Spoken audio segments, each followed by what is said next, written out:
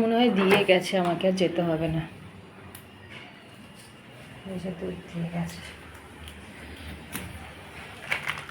চলো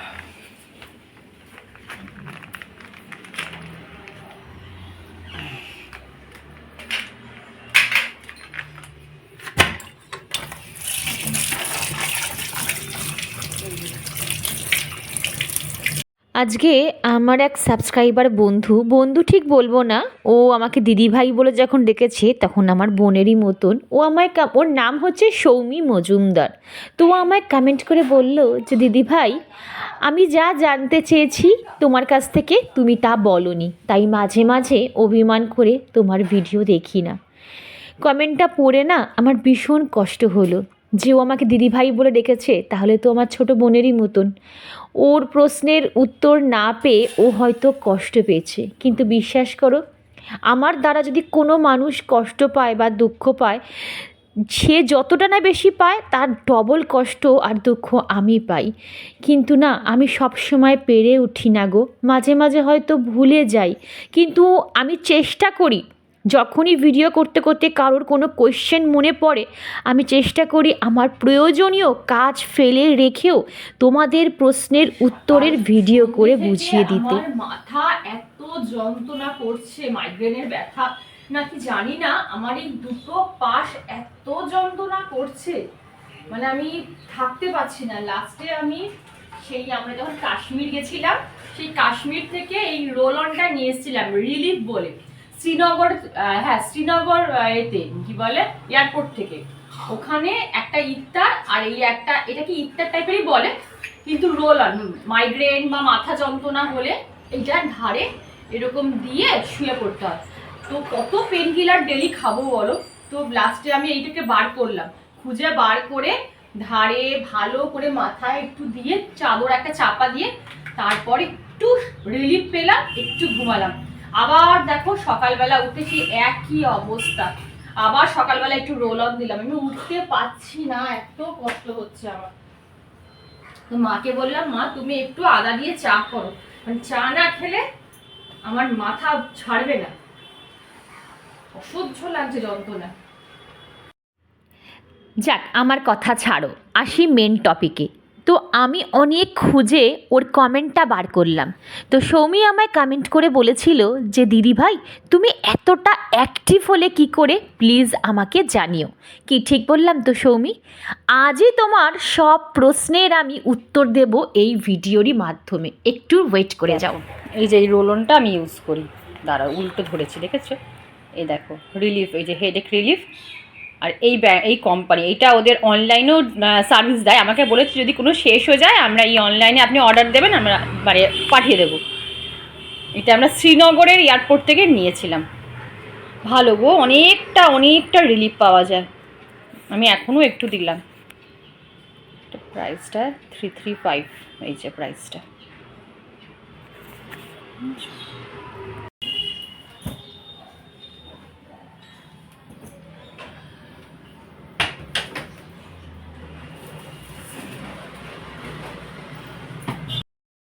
জানো তো বন্ধুরা, মাত্র 2টো অভ্যাস ত্যাগ করে আমি কিন্তু এতটা অ্যাক্টিভ হয়েছি। আগে আমি এত অ্যাক্টিভই ছিলাম না, খুব লেজি প্রকৃতির মানুষ ছিলাম।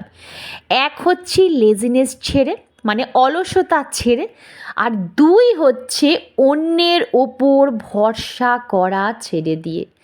যখন আমরা অন্যের ওপর ভরসা করি যে ও এই কাজটা করবে, ও সেই কাজটা করবে, বা আমাদের যারা হাউস হেল্পার আছে তাদের ওপর যখন আমরা বেশি ডিপেন্ডেন্ট হয়ে পড়ি, তখন কিন্তু আমরা আস্তে আস্তে ডে বাই ডে লেজি হয়ে পড়ি। তোমরা একটু ওয়াচ করবে। তবে হ্যাঁ, এইটা কিন্তু আমি কখনো বলছি না যে তোমার শরীর দিচ্ছে না, তোমার শরীর খারাপ, তা সত্ত্বেও তুমি সংসারের A to Z সব দায়িত্ব তোমার কাঁধে নিয়ে চলছো, এটা কখনো করবে না। এইটা করা মানে তো একটা বোকামি করা। তোমার শরীর খারাপ, তোমার শরীর দিচ্ছে না, তুমি তখন অবশ্যই তোমার সংসারের কাজগুলো পার্ট বাই পার্ট প্রত্যেককে, যতজন সদস্য আছে সংসারের সবাইকে ডিভাইড করে দেবে। কিন্তু কিছু কিছু মানুষকে আমি এমন দেখেছি যাদের শরীর ভালো থাকা সত্ত্বেও তারা একদম তরতাজা, হাট্টা গাট্টা সব কিছু করার মতন তাদের ক্ষমতা আছে, তা সত্ত্বেও তারা তাদের দায়িত্বটা অন্যের ওপর চাপিয়ে দিচ্ছে। তখন আসে কিসের জন্য? শুধুমাত্র ল্যাথার্জি বা কুড়িমির জন্য। আমি করব না, আমার দ্বারা হবে না, আমি পারবো না, এই জিনিসটা ছাড়তে বলেছি।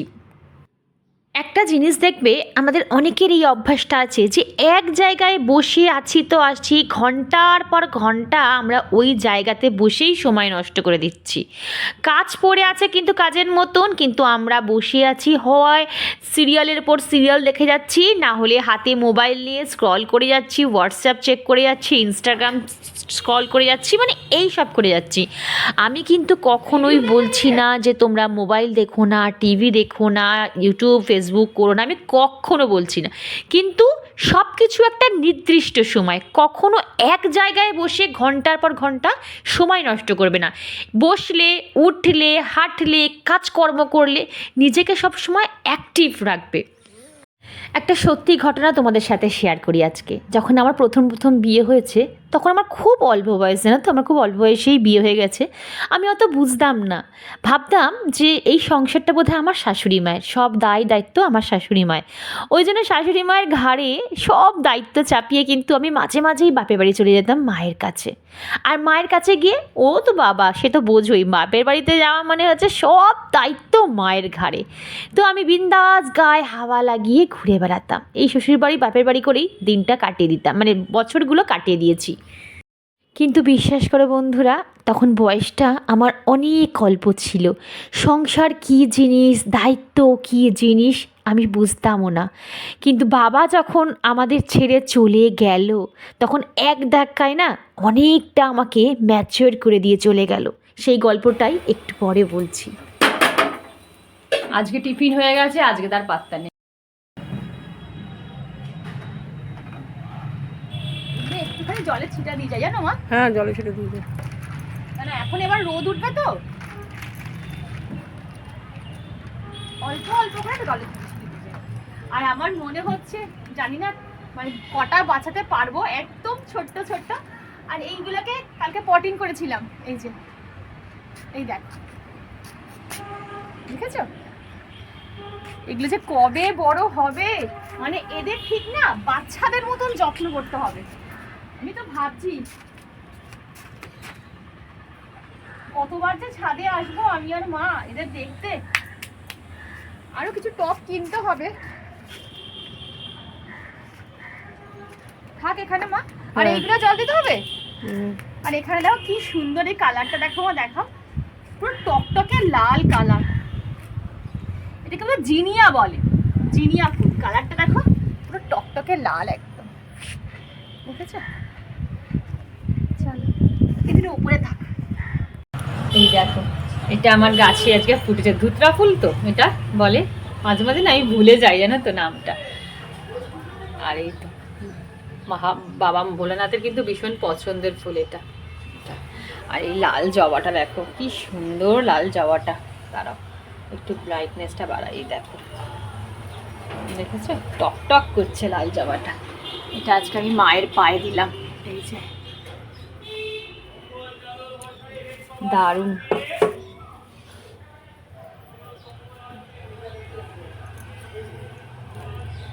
আর এই লক্ষ্মী জবাটা আমি জলশঙ্কের মধ্যে দিলাম।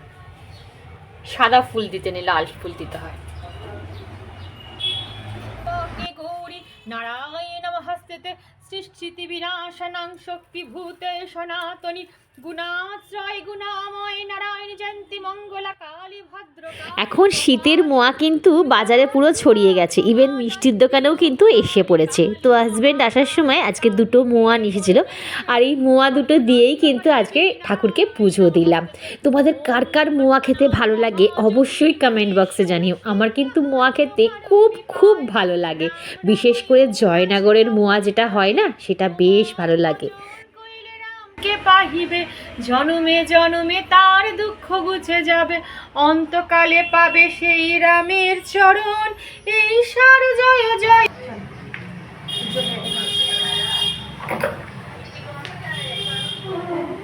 চলো ছাদ থেকে ঘুরে আসি, স্নান করেছি তো একটু ছাদে গেলে ভালো লাগবে। চলো এখন কটা বাজে ঘড়িতে? 1:10।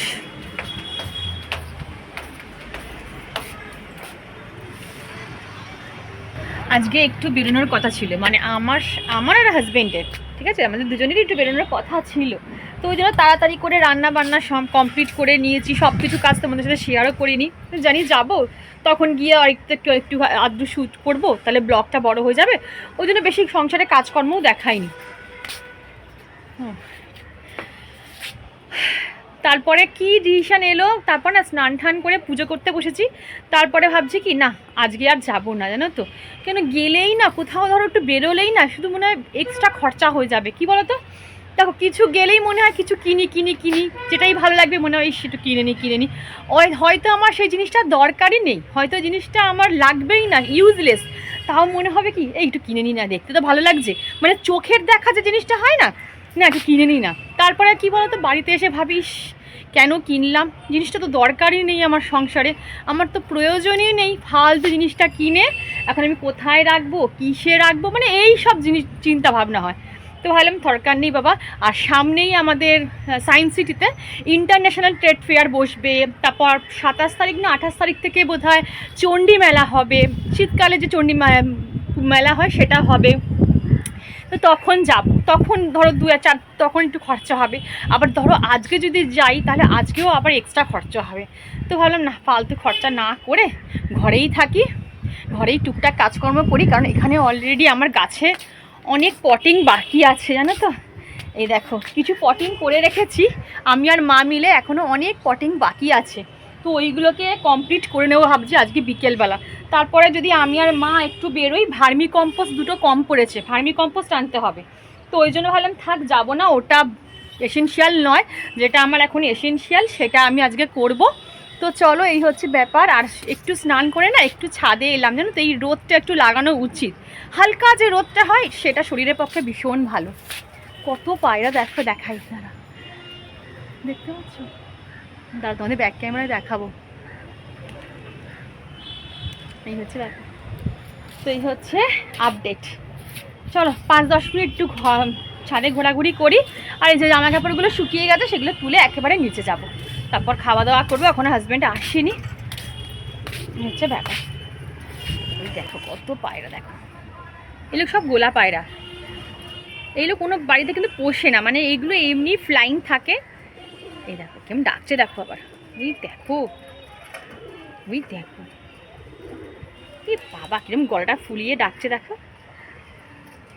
এই পায়রাগুলো না হাতে এসে খায়, এত পোষা হয়ে গেছে না, খেতে দেয় তো রোজ দুপুরবেলা এখানে, ওর হাতে এসে খায় দাদাটার, কি ভালো লাগে দেখতে। এখন তো আসেনি, একটু পরে পুরো ঝাঁকে ঝাঁকে পায়রা আসবে। পাম্পে জল নেই, পাম্প চলছে মনে হয়, পাম্প দিয়েছে বোধহয়, পাম্প চলছে।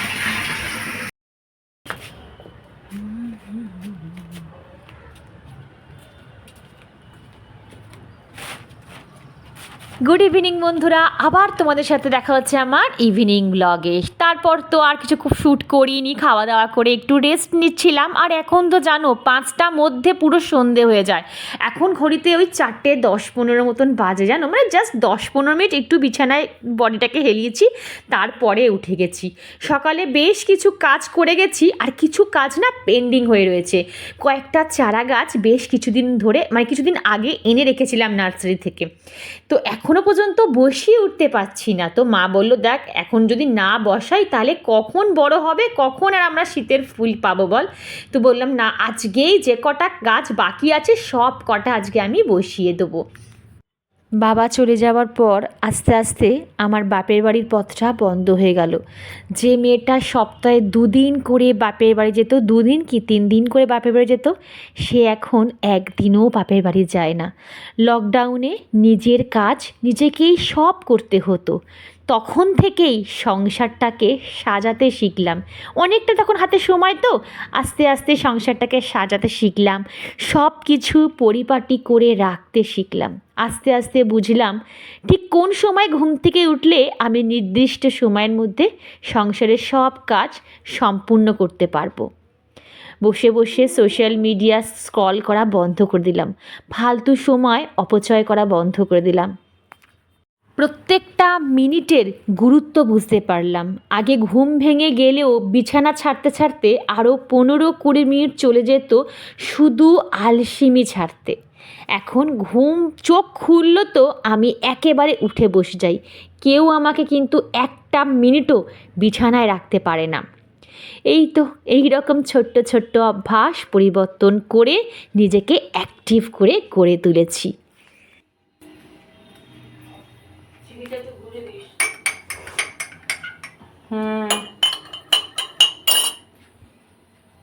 এখানে মেয়ের জন্য দুধ বসিয়েছি, চলো।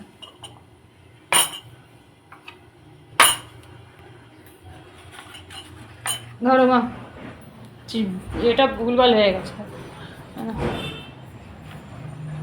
এটা আমার না, না ভুল হয়েছে। না লাগলে আমাকে দিয়ে যাও। হ্যাঁ হ্যাঁ, তোমার কাপে তোমার। আর এখানে দেখো, এখানে মেয়েকে একটু দুধ বিস্কিট আর কমপ্লেন করে দিলাম, এটা খেয়ে ও পড়তে বেরিয়ে যাবে। আর আমি আর আমার মা 2 কাপ চা খেয়ে নিয়েছি। মা কিন্তু ওখানে সন্ধে দিয়ে দিয়েছে আর বসে আছে, ঠাকুরকে খেতে দিয়েছে, একটু পরে ঠাকুরের প্রসাদটা তোলার জন্য মা ওখানে বসে আছে। আর আমি ততক্ষণ দুপুরবেলা হাজব্যান্ড কিছু সবজি আর ফল এনেছিল, সেগুলোকে ধুয়ে রেখে দিয়েছিলাম, সেটাকেই এবার স্টোরেজ বক্সে করে ফ্রিজে তুলে রেখে দেবো। আর এই কাজ করতে করতে হঠাৎ আমার এক বন্ধুর কমেন্ট মনে পড়ে গেল। ও আমায় কমেন্ট করে বলেছিল, ওর নাম সাকিনা, যে দিদি ভাই শীতকালে ফ্রিজ অফ রাখলে কি কোনো অসুবিধা হয়? ও নাকি শীতকালে ফ্রিজ অফ রাখে। দেখো, আমি কোনো বছরে কোনো দিনই আমি ফ্রিজ অফ রাখি না, শুধুমাত্র যখন বাজ পড়ে বা বিদ্যুৎ চমকায় তখনই আমি ফ্রিজ অফ রাখি। এছাড়া কিন্তু 12 মাস আমার ফ্রিজ অন থাকে। অফ থাকলে কি হবে সত্যি আমি বলতে পারবো না গো, বাট অন রেখে আমার কোনো ক্ষতি কিন্তু হয়নি। আর এই যে মাছগুলো তোমাদের দেখাচ্ছি, এই মাছগুলো সবচেয়ে পুরনো মাছ। যবেই আমি অ্যাকুরিয়াম নিয়ে এসেছিলাম তখনই আমার হাজব্যান্ড ছোট্ট ছোট্ট 4টে গোল্ডফিশ নিয়ে এসেছিলো। এখন দেখো কত বড় হয়ে গেছে, পুরো আলাদা না একটা মায়া জন্মে গেছে না তো এই 4টে মাছের ওপর। এর মধ্যে কত মাছ আসলো মরে গেল, কিন্তু এই 4টে মাছ বহু পুরনো। এই অ্যাকুরিয়ামটা আমরা প্রতি মাসে চেঞ্জ করি না জল, ওই 1 মাস 2 মাস অন্তর অন্তর কিন্তু আমরা চেঞ্জ করি। তো যাই হোক বন্ধুরা, আজকে ভিডিওটা আমি এইটুকুই রাখলাম। ভিডিওর কোনো অংশ ভালো লাগলে চ্যানেলটা সাবস্ক্রাইব করে পাশে থেকো, লাইক করো, শেয়ার করো। তোমাদের যদি কোনো জানার বিষয় থাকে অবশ্যই আমায় কমেন্ট বক্সে জানিও। তবে হ্যাঁ, একটু ধৈর্য ধরো, আমি ঠিক আজ না পারলে 7 দিন পর তোমাদের প্রশ্নের উত্তর অবশ্যই দেব। তো চলো, দেখা হচ্ছে নেক্সট ব্লগে। ততক্ষণ সবাই খুব খুব ভালো থেকো। Tata, love you love you love you all.